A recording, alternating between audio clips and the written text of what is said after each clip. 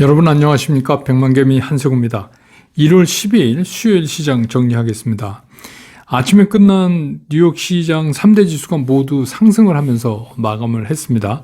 그래서 나스닥은 1.41% 이렇게 올랐고 S&P 500은 0.92%, 다우도 0.51% 이렇게 해서 3대 지수가 모두 상승해서 마감을 했습니다. 역시 이제 그 이유는 청문회에 나와서 얘기를 한 파월 의장의 그 입이 시장에 안도감을 줬다. 이건데 어떻게 보면 시장이 그걸 그렇게 해석했을 수도 있다. 뭐 이런 말도 되죠. 그래서 이제 그 얘기의 골자는 이런 겁니다. 그 파월 의장의 얘기를 들어보면 우리가 뭐 예상했던 그것의 그 이상도 없다. 그러니까 그렇게 이제 시장이 파악을 하고 나스닥을 중심으로 해서 다시 이제 상승하는 그런 모습을 보여줬습니다. 그러니까 우리 시장도 미국 시장의 이러한 이제 반응에 힘을 입어서 오늘 이제 양시장 모두 상승하는 그런 모습을 나타냈습니다. 뭐 이유 어떻게 됐건 늘 말씀드리지만 주가가 상승하면 좋은 거죠. 예, 그래서 오늘은 뭐 기분 좋은 날입니다. 코스닥 시장은 이 시작부터 0.8%가 상승하면서 출발을 했어요. 굉장히 높게 출발을 한 거죠.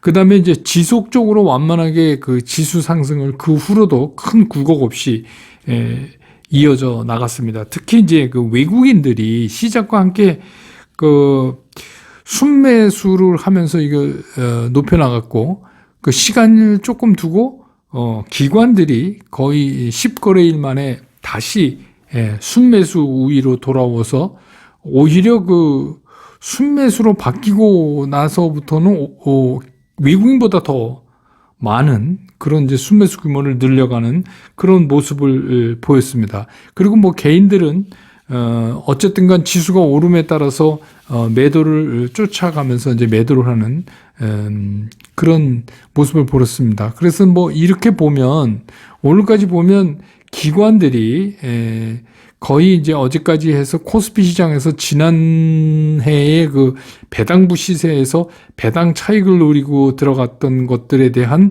배당락 이후의 매도, 이게 이제 어제까지 한 6조 4천이 있었거든요. 그러니까 거의 다 이제 그거는 털어낸 거 아닌가.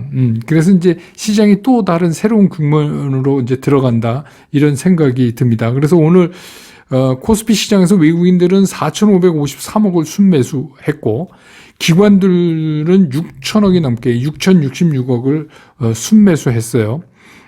그래서 또 개인들은 1조가 넘게 팔았습니다. 1조 718억을 순매도하는 그런 모습을 보였습니다. 그래서 코스피 지수는 2,972.48포인트, 어제보다 1.54%가 오르는 그런 모습으로 오늘 시장을 마감을 했습니다. 코스닥 시장도 일찌감치 0.9%가 상승한 채로 출발을 했습니다. 그리고 코스피와 마찬가지로 코스닥도 큰 변동 없이 지수 상승을 하루 종일 이어갔습니다. 그래서 이게 개인들하고 기관이 장 초반에는 같이 이렇게 매수에 나섰어요.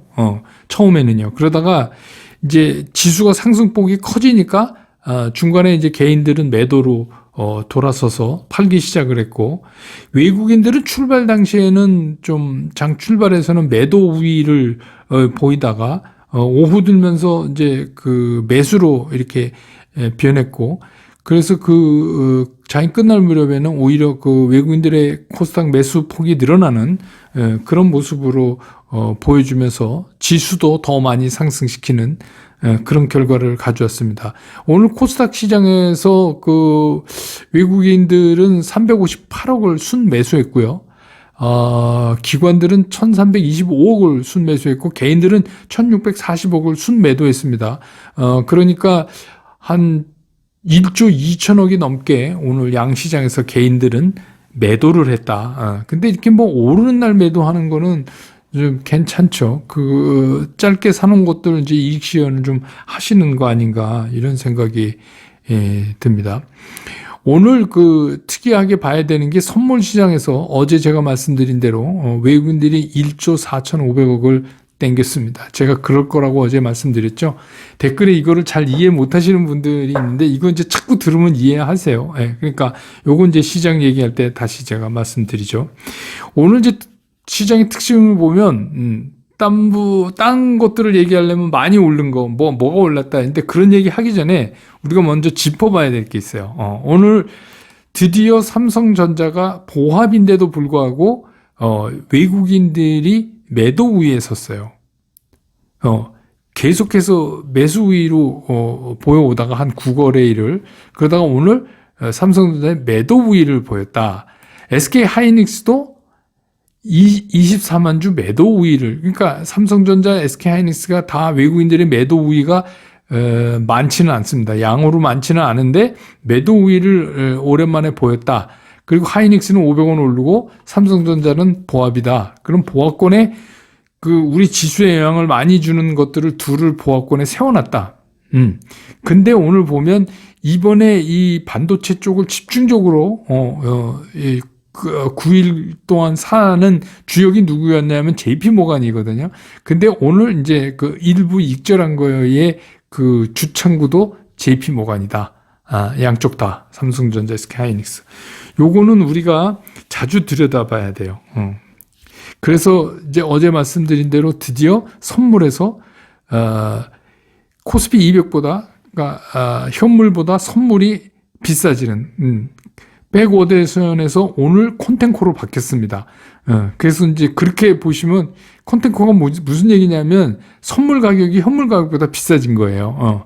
그래서 외국인들이 선물을 땡겨올 거라고 제가 그랬죠. 생각대로 오늘 제끼면서 그게 갑자기 콘텐코로 바뀌었습니다. 요거 시장에서 말씀드릴게요. 그 얘기는 무슨 얘기냐? 그러면 이제 우리 기관들은 선물 비싼 놈 팔고 싼 거 사야 되죠. 근데 거기에 또 이제 재미난 게 깔려 있습니다. 그건 제가 또 이제 말씀드리고, 오늘 이제 전체적으로 뭐 다 올랐어요. 오늘 시장의 특징은 그냥 많이 빠진 놈이 많이 올랐다. 그겁니다. 그냥 뭐 단순하게 보면 그런 거고, 이제 오르면 다 이유가 있으니까 거기에 이제 이유를 붙이잖아요. 근데 이제 뭐 정유, 유가 상승, 이건 뭐 당연한 거죠. 파월 의장 어제 그 얘기한 이후에 미국 국채금리가 일제히 하락했죠. 그리고 이제 달러 인덱스도 떨어졌고요. 그 달러가 약해졌다는 얘기입니다. 그래서 오늘 우리도 이제 4원 30전인가 20전인가 원화가 좀 강해졌죠. 그럼 우리 원화가 강해진 게 아니라 달러가 떨어진 겁니다. 근데 뭐 어찌됐건. 근데 이제 그렇게 되면 어떻게 돼요? 유가가 오르죠. 금값도 오르고 달러가 떨어지니까, 가치가 떨어지니까 기초재료 막 이런 거 상승하고 그렇게 되는 겁니다. 그래서 이제 오늘 유가가 올라서 WTI 기준으로 해서 배럴당 80달러를 돌파해 버렸어요. 그래서 이제 그러다 보니까 이 이제 정유 쪽 이런 쪽에 관련된 관련주들이 오늘 좀 강하게 올리는 그런 모습을 보였고, 미국 시장에서도 뭐 쉐브론이나 엑슨모빌 뭐 이런 게 장중 52주 최고가 1년 전 가장 비싼 가격을 형성하기도 하고 그런 영향도 좀 받았습니다.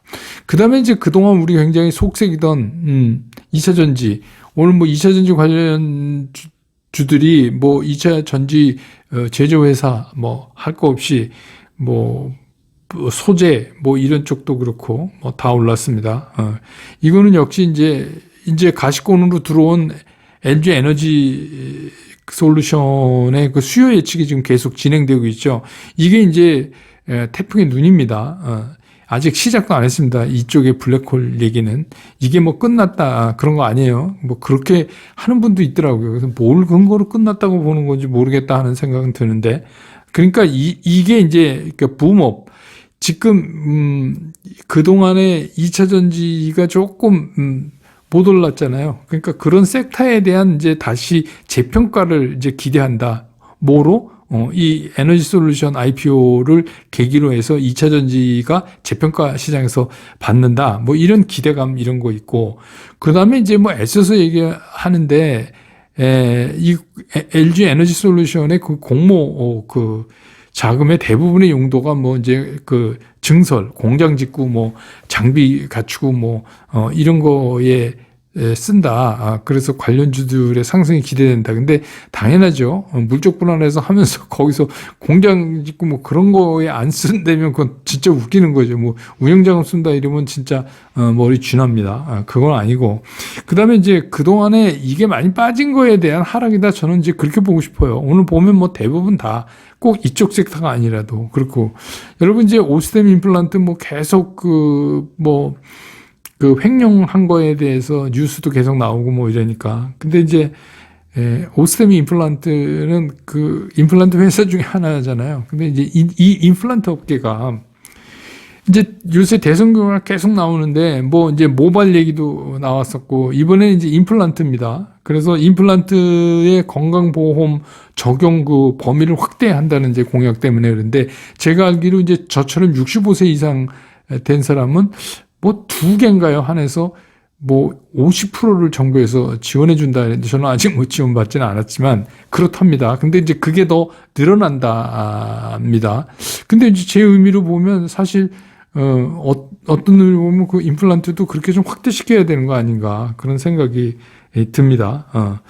그래서 그 임플란트 쪽에 그 4분기 실적이 굉장히 우리 생각보다 좋을 거다. 이런 얘기가 나와요. 그래서 그런 기대로 오늘 이제 좀 올랐고, 말씀드린 대로 낙폭과대주 중심으로 이거 됐기 때문에 메타버스나 NFT도 오늘 좀 강하게 올랐어요. 그것들도 이제 최근에 이거는 말씀드리자면 이게 지금 그냥 말 갖고 하는 섹터잖아요. 말만 해갖고 하는 섹터예요. 사실 이게 우리한테 뭐 크게 보여준 거는 없습니다.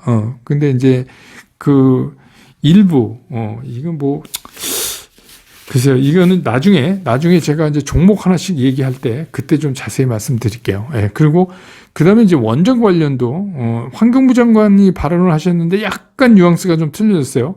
그 EU에서 원전을 이제 녹색 그 분류를 검토한다 이제 이렇게 되니까 우리도 이제 좀 검토해봐야 되지 않느냐 하는 그런 이제 얘기가 나왔어요. 그래서 특히 SMR, 그러니까 스몰 모듈 그 원자로죠. 이거에 대해서 저금리 자금 조달이 좀 해줄 필요가 있다.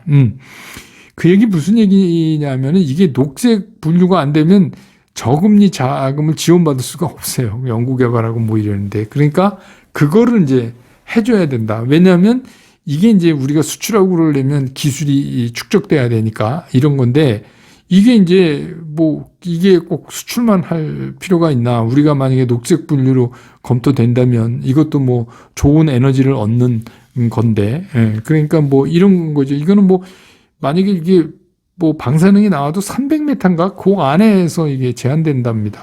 그 소규모 모듈 원자로는 아무튼 그래서 이제 그쪽도 좀 움직이고 그랬습니다. 네.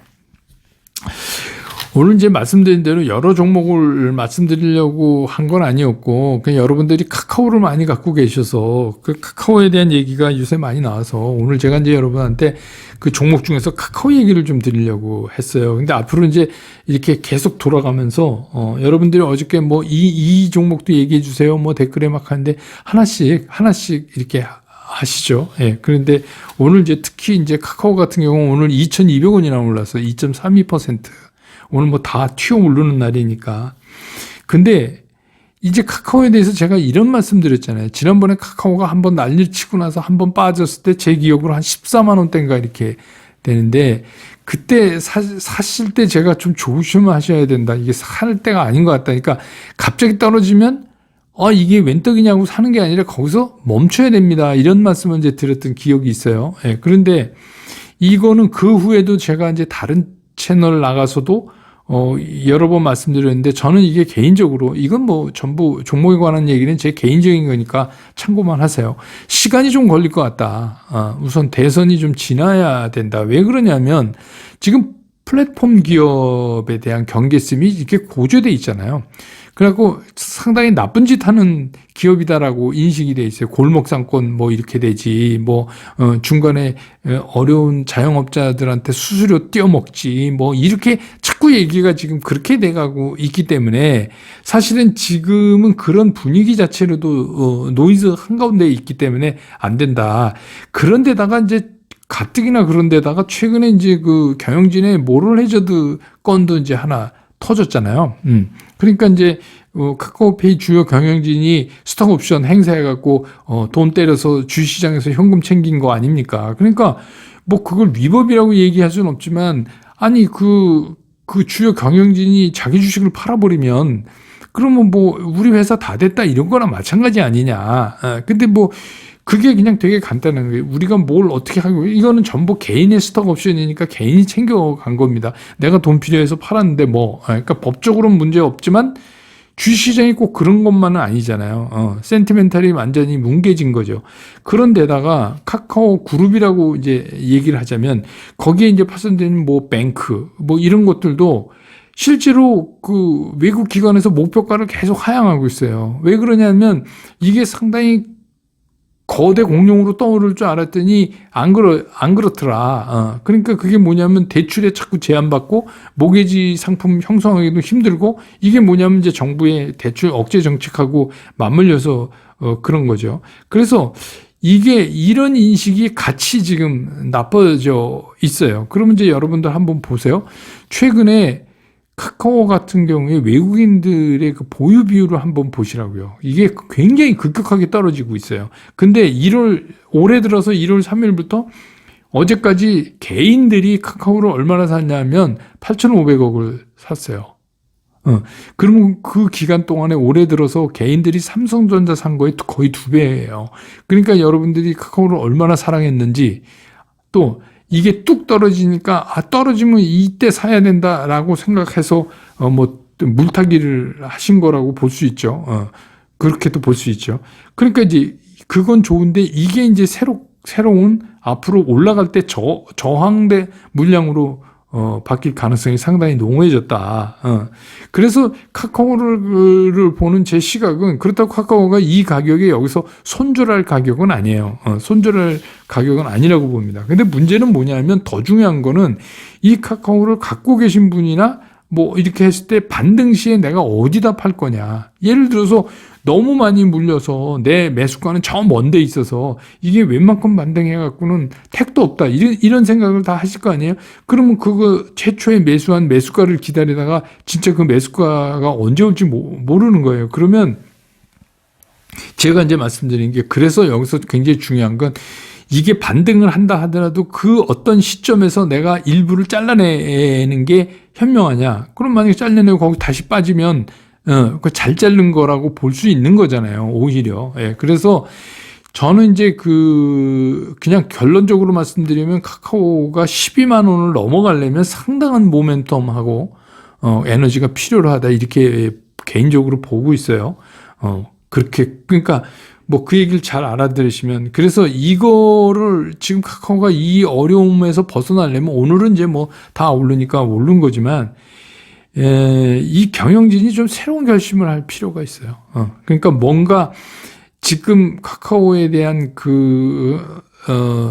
어떤 느낌, 센티멘탈, 투자의 그 부분에 있어서 뭐 주주가치 제고를 위해서 뭔가를 좀 그러니까 지금 펼쳐놓은 그 그룹 관계에 있는 그런 그 IPO의 스케줄 조정을 좀 한다든지 뭐 쉽지는 않겠죠. 예, 그런 아니면 또 뭐 자사주 같은 뭔가 주주 가치 제고를 위한 뭘 한다든지 뭔가 그런 거를 안 하면 조금 더디게 힘들지 않을까 이런 생각이 보이고 어쨌든 간 과거의 주가로 한꺼번에 가기는 좀 어렵다 이런 생각이에요. 그래서 가더라도 한번 접고 갈 수밖에 없다. 그리고 12만 원 넘기려면 상당한 에너지가 그리고 모멘텀이 필요로 할 것 같다 이렇게 생각이 듭니다. 오늘 시장 말씀드리죠. 오늘 이제 시장은 어찌 보면 이런 생각이 드는 거예요. 더 이상 빠질 게 없어서 올라간 시장이다. 그러니까 뭐 시장이 이제부터 간다 이렇게 섣불리 얘기하는 것보다는 더 이상 빠질 수 없어서 올랐다. 그래서 오늘 보면 뭐 많이 빠진 순서대로 오르는 것 같은. 그래서 오늘 우리 시장에 우리가 뭘 느껴야 되냐면 이게 시장에서 수급이 얼마나 중요한가를 우리가 오늘 이게 기관이 현물 시장에서 매수로 돌았으니까 이렇게 시장이 쉽게 가잖아요. 그러니까 이게 수급이 얼마나 좋은가. 오늘 외국인 사고 기관도 샀어요. 그러면 이거 외국인들의 이 지속 여부 이거는 이제 숙제로 남아 있어요. 이건 우리가 계속 관찰해 봐야 됩니다. 그래서 이제 어제 말씀드렸대로 외국인들은 어제 파월 의장이 이런 거죠. 저는 이제 파월 의장이 긴축의 발톱을 감췄다. 참 제가 저는 이제 그런 게 부러워요. 거기 이게 뭐 연준 의장이니까 그 정도겠 당연히 그 정도겠지만 참 얘기를 기가 막히게 어저께 얘기를 했어요. 많은 사람들이 이제 그 연준의 회의록이 공개되고 나서 이렇게 될 것이다 하고 이제 걱정을 했잖아요. 그런데 이제 어저께 그 청문회에서 뭔가 재확인 해줄 것이다 이렇게 이제 기대를 했잖아요. 근데 거기서 짐짓 파월 의장은 중요한 부분은 싹 감춘 듯한 그런 얘기를 했어요. 그러니까 이게 무슨 얘기냐 하면 그 어느 쪽도 또 이걸로 금융시장이 충격을 받는 거를 원하지 않고 금융시장이 충격이 받지 않을 정도로 끌고 가면서 뭐 인플레이션도 작고 긴축도 하고 다 하고 싶은 거죠. 그래서 이제 외국인들은 그런 거를 기다린 거죠. 그러니까 파월 의장이 하는 얘기는 우리가 생각했던 최악의 경우는 이미 아니다. 그건 우리가 다 예측했던 범위 내에서 있다. 근데 가장 중요한 게 뭐죠? 대차 대조표 축소. 그 얘기는 뭡니까? 그건 본격적인 긴축을 얘기하는 거 아닙니까? 예. 그거를 살짝 이제 감췄어요. 그런데 이제 그게 가장 중요한 거에 왜 그러냐면 양적 긴축인데 시장에서는 그게 7월부터 시작될 거다 이렇게 이제 생각을 했잖아요. 근데 그걸 연말로 쓱 밀어버렸어요. 근데 여러분 아시지만 쓱 밀어버렸다고 땡겨서 하면 안 된다 이런 것도 없습니다. 근데 다만 그렇게 이제 시장에서 이거를 좀 덜 불안하게 받아들이게 그렇게 얘기를 하고 중요한 이제 금리 인상 언급 요것도 구체적인 언급을 하지 않았어요. 그러니까 이제 미국 시장이 그거에 대해서 긍정적 반응을 했고 그 모멘텀을 가지고 오늘 외국인들이 선물을 샀습니다. 외국인들이 선물을 사면 이제 어떤 일이 벌어지냐 하면요. 외국인들이 선물 사면 오늘처럼 선물이 비싸져요. 사니까. 비싸지고 그 사는 거에 상대방은 기관이 주로 되죠. 그래서 오늘 기관이 이제 9천억이 넘게 선물을 파는 거 아닙니까? 그럼 기관이 그냥 선물을 팔면 선물만 팔고 그냥 가만히 있을 수가 없어요. 그럼 어떻게 하죠? 아비트라지를 하는 게, 그러니까 비싼 거가 선물이잖아요. 컨텐코. 선물이 비싸졌잖아요. 외국인들이 사니까. 그럼 이 비싼 걸 팔았으니까 싼 걸 사놔야죠. 싼 게 뭐죠? 현물이죠. 그러니까 현물 시장에서 오늘 기관들이 사는 겁니다. 근데 현물 시장에서 기관들이 살 때 현물 시장에 기관이 사게 되면 어떻게 해요? 지수가 올라가죠. 근데 기관도 알았어요. 그거를 알았으니까 기관이 어떻게 해요? 많이 빠진 거를 사버린 거예요. 그러면서 전체적으로 오늘 지수가 1.5% 올랐음에도 불구하고 삼성전자와 SK하이닉스는 보합이다. 그러니까 이게 이제 그 안에 있는 내용의 얘기가 대충 이제 정리가 되시죠. 오늘 시장이 이런 진행을 한 거였구나. 여러분들 이제 그걸 아실 거예요. 그래서 이제 오늘 시장이 이런 결과를 낸 겁니다. 그래서 항상 그렇죠. 기관이나 외국인들은 한쪽 방향으로 매매하는 게 아니니까 비싼 걸 팔았으면 싼 거를 사야 되죠. 그래서 이제 오늘 이제 최근월 그 선물이 395를 찍었습니다. 이거는 이제 이 조금만 우리가 신경 써서 보면 이런 일이 벌어질 거라는 거가 예측이 되죠. 어제 제가 이제 말씀드렸고 또 외국인들은 기관들 얘네들이 배당 부로 샀던 거 이제 다 털어서 정리돼서 우리가 선물을 땡겼을 경우에 선물을 팔고 나서 살 수 있는 현금이 있구나라는 것도 다 알 거예요. 그러니까 이제 오늘 그런 일이 이제 시장에서 휙 하고 돌아간 거예요. 그래서 시장이 그렇게 파월 의장이 중요한 거를 싹 발톱을 감추고 얘기했다 그래서 이제부터 꽃길이다 이렇게만은 얘기할 수는 없어요.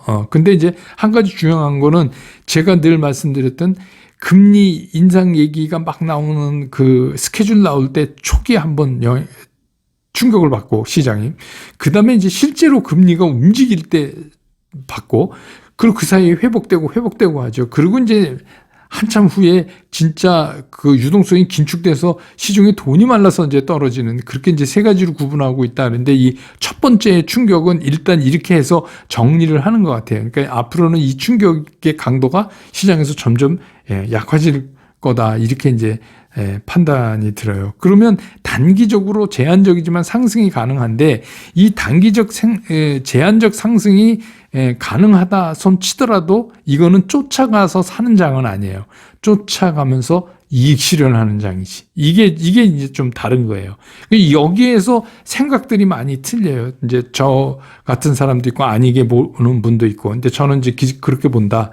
기술적으로 봐도 오늘 이제 5일 이동평균선을 점프하면서 딱 이렇게 위로 쳤잖아요. 그러면 앞으로 문제는 뭐냐면 거기서 이제 지속성을 시장이 갖고 있어야 돼요. 근데 그거를 하려면은 기관이 계속해서 이거를 사줘야 돼요. 근데 기관이 지속 매수가 진짜 가능할 건가? 오늘은 이제 약간 웃기는 얘기지만 이렇게 고리가 쭉 걸려 있는데 외국인들이 선물을 잡아채면서 땡겨 나온 것 같은 느낌이 들거든요. 근데 이게 이제 계속 될 수 있을까? 그러니까 이제 우리는 앞으로 체크해야 될 게 외국인들의 선물 동향하고, 그 다음에 SK 하이닉스, 삼성전자 안에서 외국인들의 순매수, 순매도 동향, 이거를 이제 계속해서 체크를 해가야 될 것이다. 그런 생각이 드는 거예요. 그러면서 시장을 찾아야지, 뭐 이랬으니까 이제 간다, 뭐 이렇게 이제 흥분하지 마시라고 제가 계속 말씀을 드리는 거죠. 차분히 하셔도 충분히 기회 있다. 그렇게 생각됩니다. 그래서 오늘 시장 정리 이렇게 마치고요. 내일 또 시장 끝난 다음에 다시 여러분 곁으로 돌아오겠습니다. 여러분 고맙습니다.